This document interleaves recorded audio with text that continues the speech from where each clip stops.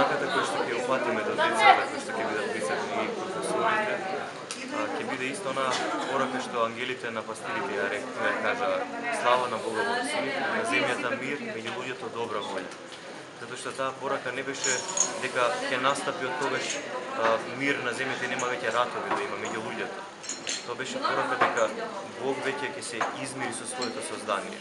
Односно, примајќи ја природата наша, тој ќе ги даде квалитетите божествени на човечката природа.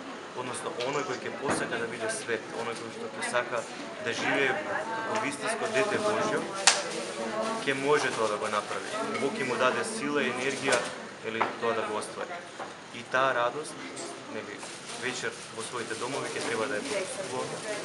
Затоа и целото семејство, каде да се наоѓа, вечерва се собира на едно место, за да може да се потсетат на тој мир, да се потсетат дека се црква, а црквата секогаш е во заедница на живите луѓе со Бога заедно, живеејќи во мир, а не во разделба и во расправи.